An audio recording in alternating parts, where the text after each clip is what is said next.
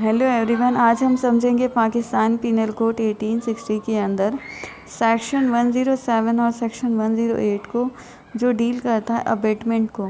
अब अबेटमेंट के और भी सेक्शंस हैं सेक्शन 120 तक जो डील करते हैं अबेटमेंट की पनिशमेंट को, जो हम नेक्स्ट वीडियो के अंदर कवर करेंगे। इस वीडियो के अंदर हम समझेंगे कि अबेटमेंट क्या होता है। सेक्शन 107 डिफ़ाइन करता है कि अबेटमेंट की जो है 3 फॉर्म होती हैं।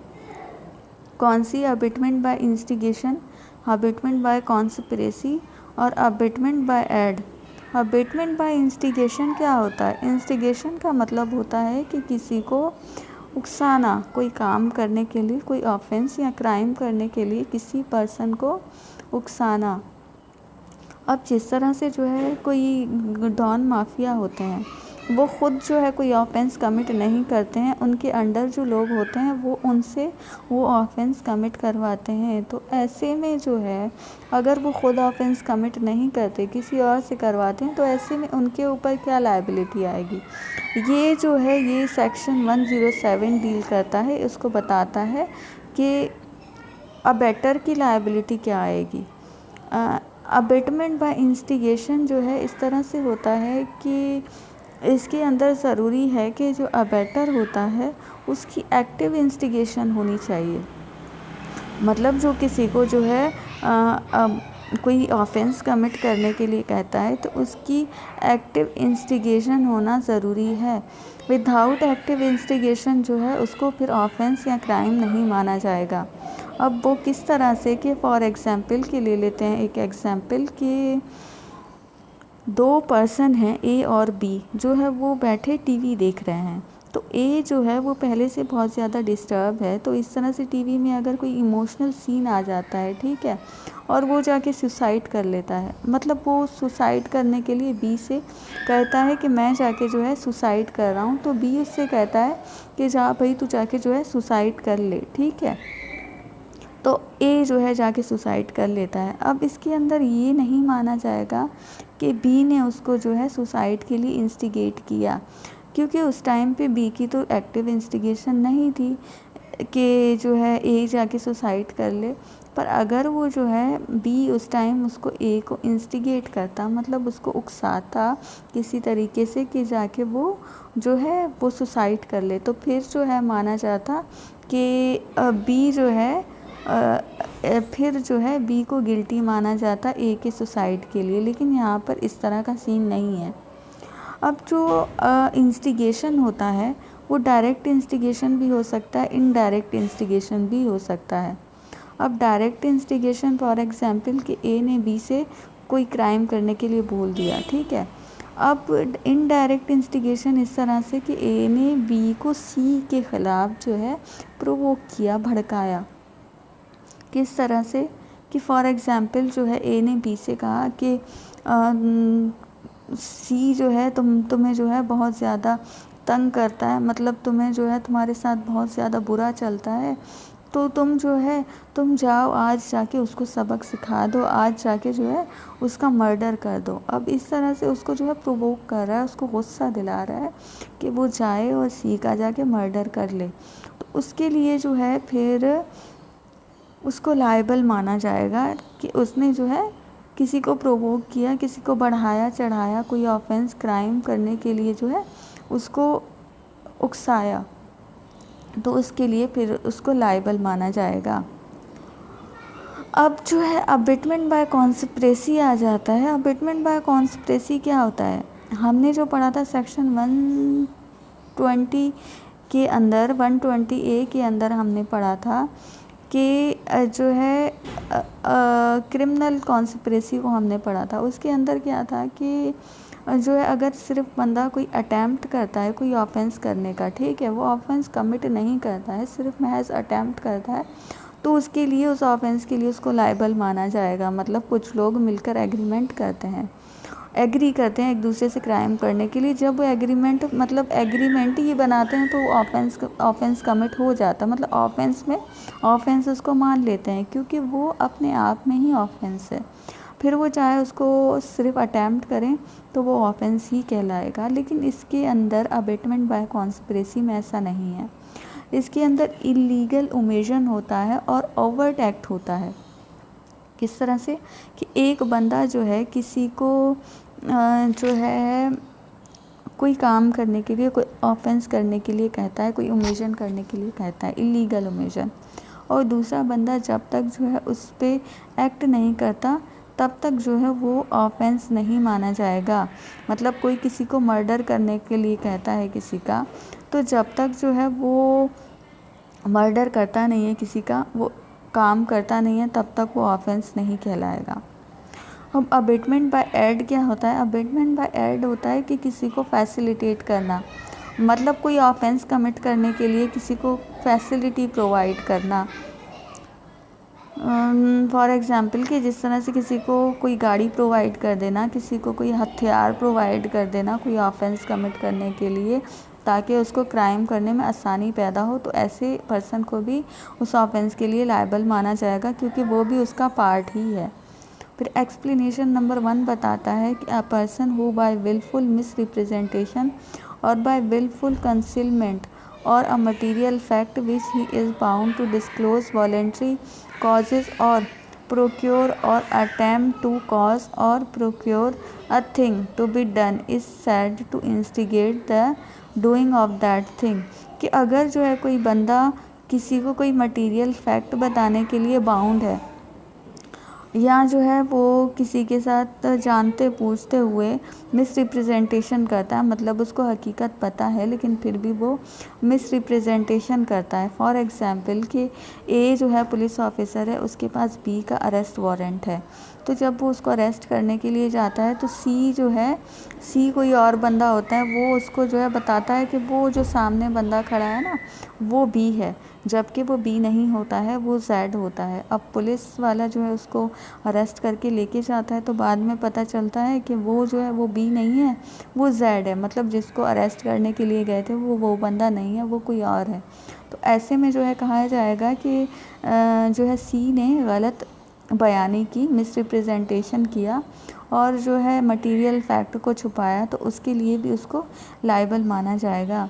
एक्सप्लेनेशन नंबर 2 बताता है कि जो है whoever either prior or at the time of commission of an act does anything in order to facilitate the commission of that act and thereby facilitate the commission thereby is said to aid the doing of that act।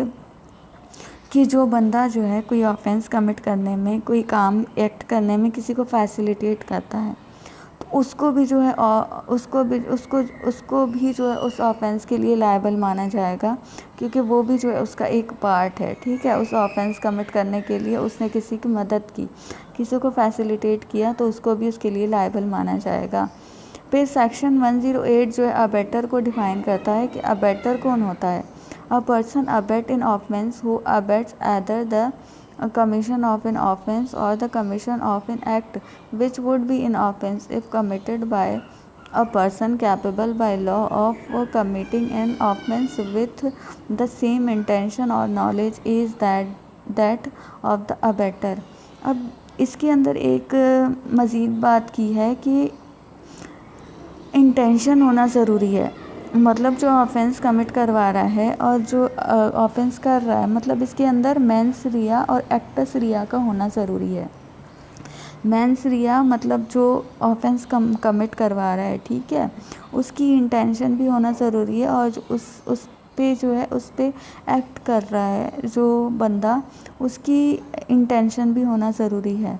मतलब दोनों की intention होना ज़रूरी है, तब वो offence जो है माना जाएगा, कहा जाएगा कि उन्होंने मिलकर सेम इंटेंशन के साथ ऑफेंस कमिट किया। ठीक है, अब एक्सप्लेनेशन नंबर 1 बताती है इसकी, the abetment of the illegal commission of an act may amount to an offence although the abettor may not himself be bound to do that act.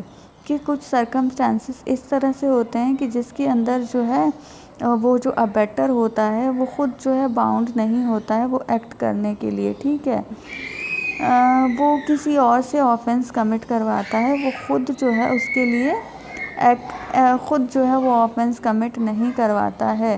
जो इलीगल ओमिशन होता है वो खुद तो नहीं करता है, वो अबेटर मतलब वो खुद नहीं करता है, वो किसी और से वो ऑफेंस कमिट करवाता है, लेकिन जो है उसको उसके लिए लायबल माना जाएगा, क्योंकि उसने जो है किसी से कहा कि वो इलीगल ओमिशन करे, ठीक है, तो उसके लिए उसको लायबल माना जाएगा।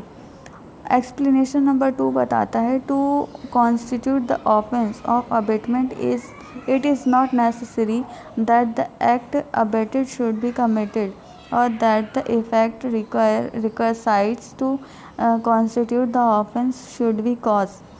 कि कुछ सरकमस्टांसेस इस तरह से होते हैं, कुछ केसेस इस तरह से होते हैं कि जिसके अंदर सिर्फ अबेटर ही लायबल होता है ऑफेंस के लिए, ठीक है।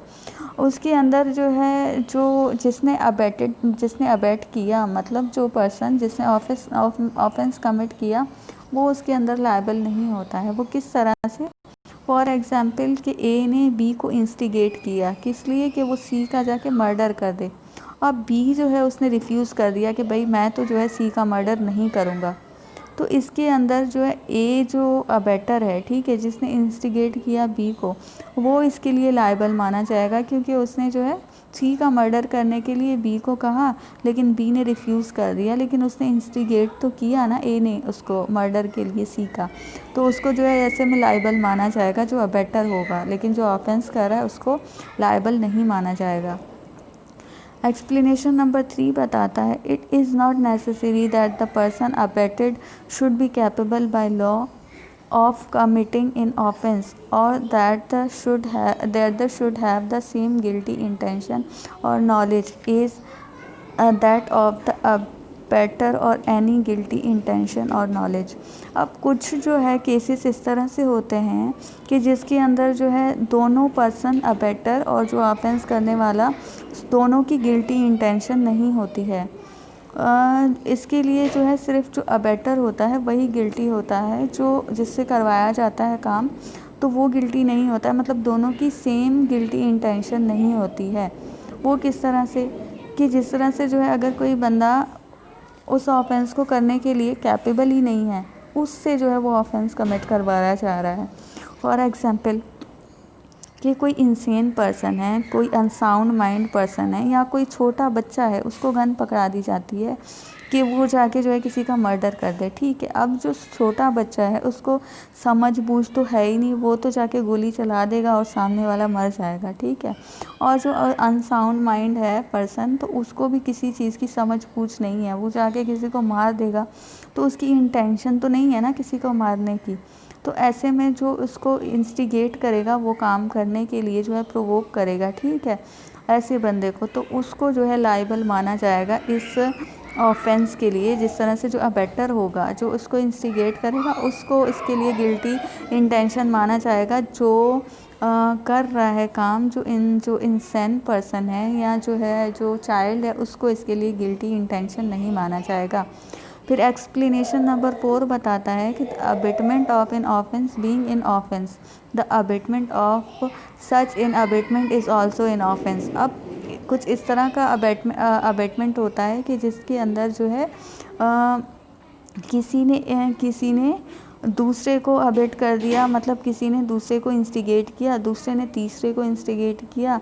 अब इस तरह से जो है एक चेन बन जाती है, ठीक है।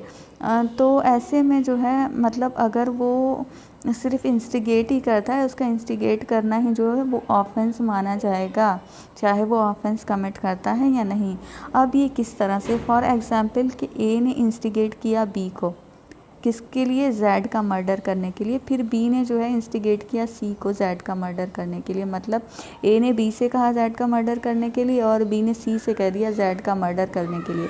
अब मर्डर किया किसने? मर्डर किया सी ने जैड का, ठीक है। ए और बी ने मर्डर नहीं किया है, लेकिन फिर भी उन दोनों को जो है इसके लिए गिल्टी इंटेंशन माना जाएगा इस मर्डर के लिए, क्योंकि जो है उन्होंने एक दूसरे को इंस्टिगेट तो किया है ना, वो उसका पार्ट तो है, इसलिए उनको जो है इस ऑफेंस के लिए गिल्टी माना जाएगा। फिर एक्सप्लेनेशन नंबर 5 बताता है कि it is not necessary to the commission of the offence of abetment by conspiracy that the abetment should concern the offence with the person who commit it. It is sufficient if he engage in the conspiracy in pursuance of which the offence is committed. अब इस explanation में बताया है कि ज़रूरी नहीं है कि जो जिससे वो काम करवाया जा रहा है, जिससे वो ऑफेंस करवाया जा रहा है, तो वो डायरेक्ट उसका कॉन्सर्न जो है अबेटर के साथ हो। उसके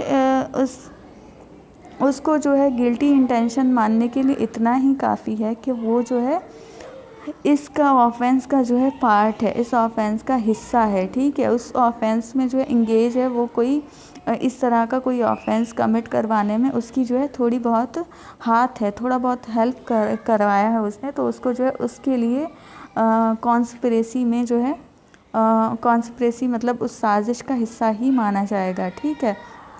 अब वो किस तरह से कि जिस तरह से ए और बी ने जो है प्लान बनाया मिलके कि जो है जेड को पॉइज़न के ज़रिए जो है उसका जो है मर्डर करेंगे, ठीक है। जेड को पॉइज़न देकर मार देंगे। अब पॉइज़न कहाँ से आए, तो बी ने जो है सी से जो है कहा कि तुम जो है पॉइज़न का कहीं से अरेंज करके दो।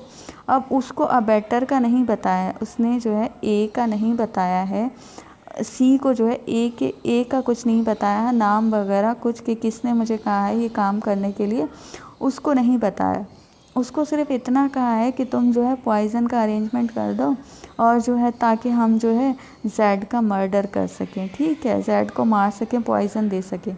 अब सी क्या करता है, वो जाके पॉइज़न का इंतज़ाम कर लेता है, अरेंजमेंट कर लेता है और जाके इसको जो है पहुंचाता है।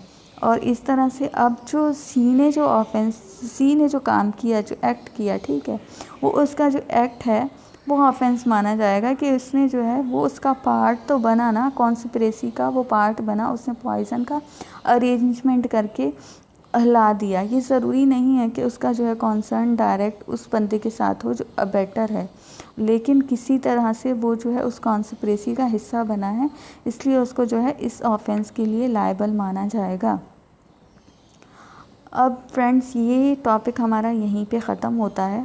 अब नेक्स्ट वीडियो के अंदर हम जो है इसकी पनिशमेंट को देखेंगे। तो मैं उम्मीद करती हूँ कि मेरा ये लेक्चर आपको पसंद आया होगा, तो प्लीज़ काइंडली मेरे चैनल को लाइक और सब्सक्राइब कर दीजिए। तो मिलते हैं नेक्स्ट वीडियो में।